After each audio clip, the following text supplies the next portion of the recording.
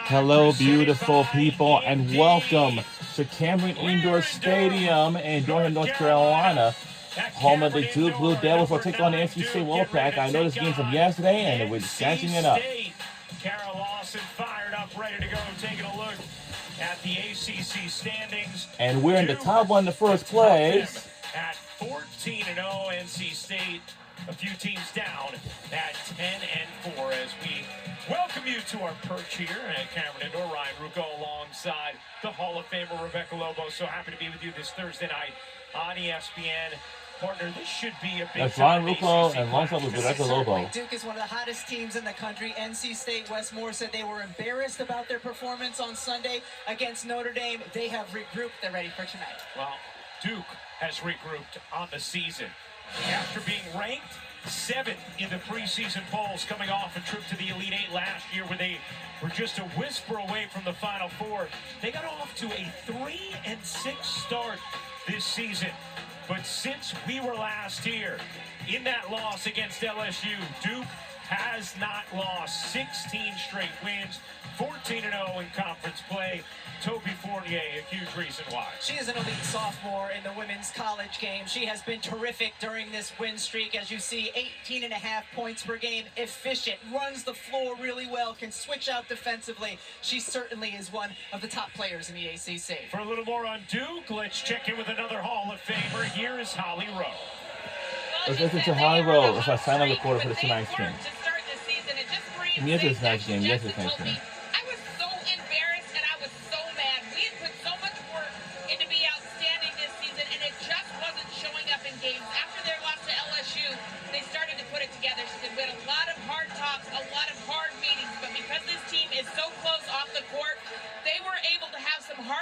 And hold each other accountable. Where they've gotten the best reaction from is defensively. It is Ashlyn Jackson and Taina Mayer who are the backbone of this team defensively.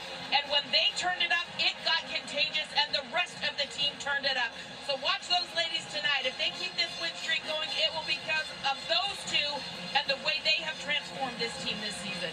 All right, Holly, good stuff. Meanwhile, for NC State, been an uneven season, but they have a lot of offensive firepower. In particular, these three young women who can really score going one-on-one will put the pressure on the defense of the Dukies.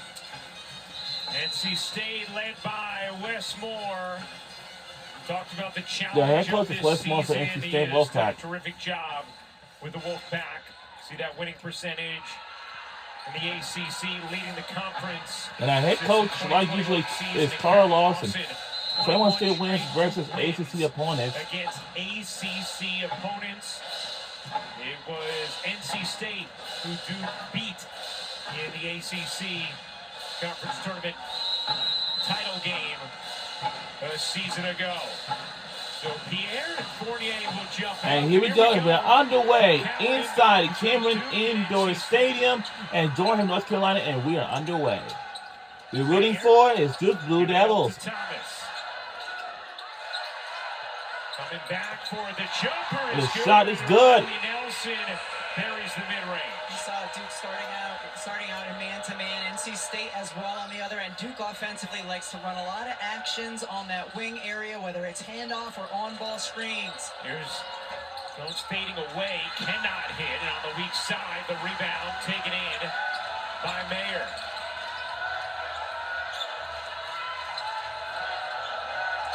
Take a look at that Duke starting lineup. Here is Mayer. Tamia Moore, Ashton Jackson, Valerie Nelson, Toby Fournier, and Jenny Thomas is our starting lineups for our Duke Blue Devils. Across a crowd, 6 to shoot. Jackson lost the handle. 2 to shoot. Flips it out. A contested 3, partially blocked, and a shot clock violation. Good defense there for NC State. Terrific defense, that entire possession by NC State. Handled the on-ball screening action well. Great contest there. Get fingertips on the shot as the shot clock expires. You see Duke extending their pressure defense. Kara Lawson mostly plays a 7-player rotation, so they pick and choose when they extend their full court pressure with a little bit shorter bench than they've had in recent years. And one of the things Kara talked to us about at the beginning of the year, she said, we just aren't playing hard enough, and that's been a calling card for our teams.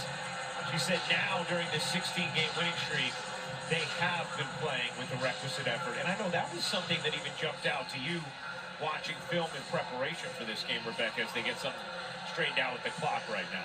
You know, I love big players who run the floor well, and Duke certainly has those. Toby Fournier, the way she just sprints every time, rim runs every time, something to keep an eye on.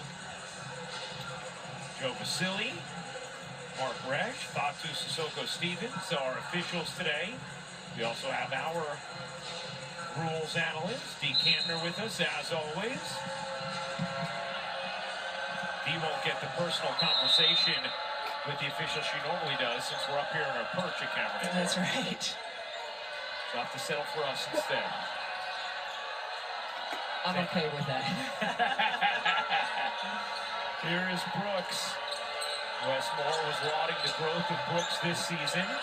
That's knocked into the backcourt, and last hit Sam Jones. Almost looked like Sam was caught betwixt and between if she should retrieve that basketball or not, and by the time she had hands on it, she was out of bounds.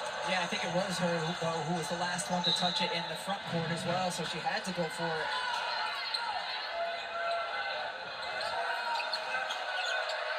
Which is different than the pros when it comes to backcourt violations and control of the basketball versus just who it touches last. Knocked away, Mayer tied up, and possession arrow belongs with NC State. NC State doing a nice job defensively, clogging up the paint. North Carolina did a nice job with that as well in Duke's last game on Sunday. Sam Jones had 21 Sunday at Notre Dame, a 79-67 loss for NC State. Westmore felt like his team was trending up before that game. Here's Brooks, slides into the paint, last hit her leg, good hands by Mayer, and NC State yet to score, turns it over. Duke right now is doing a really nice job, yes, clearly off of Brooks's leg. Duke's doing a nice job defensively, staying between their player and the basket, and that's one thing Kara Lawson was concerned about coming into this game. Yeah, she said, we will have a hard time guarding them one-on-one. They have 4 players who can really put it on the floor and make things happen. Here is Thomas. 3 to shoot. Thomas, that's going to be an offensive foul. Put the shoulder into Pierre, and Duke turns it over. Duke is really good in the quarter court when they move the ball crisply and when they cut quickly, and they did both of those things all game long on Sunday against North Carolina. NC State's mucked it up a little bit, and you're seeing now 2 possessions where Duke has gone late into the shot clock. 3 turnovers for Duke. Mariana Robertson, the youngest sister of Andre Robertson, the former NBA player, checks into the game as Delaney Thomas goes out. Here's Pierre, off to Samuels, the UConn transfer. Good look inside to Tilda Trieger for the finish. Nice little big cross screen in the post. Ladies and gentlemen, it's good by NC State. Our record is really good. 19-6, 14-0, and NC State got 17-8, 10-4. Guards can shoot mid-range pull-ups. Their bigs are very good rolling and catching on the move. Here's Pierre, walking double-double, flips it. And the shot's good by NC State, and they tied up with us at 4. Robertson lobs it in. Fournier looking for an angle. Come on, count it. Really nice high. And we jump back in the lead by 2 more. She sprints the floor, then she posts up and continues to work on the block, looking for the ball. Fournier, one of just 4 D1 players averaging at least 15 points and 2 blocks per game. During the 16-game win streak, you saw the numbers: 18.5 points, 9 rebounds, 2 blocks. Trieger putting it on the deck, got denied by Robertson, but then she bowls it away to Brooks. Here's Pierre bodying in, again with a nice touch. Camille Pierre is just so skilled in terms of scoring the basketball. She always looks like she's going to get her shoulder square to the basket. Leaves something to be desired at times with the motor, but the talent is undeniable as Robertson finishes with the left hand.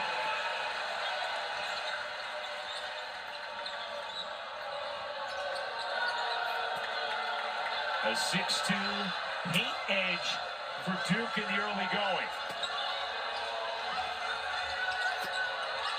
Here's Pierre. Fading away, left that one short, and Mayer the rebound.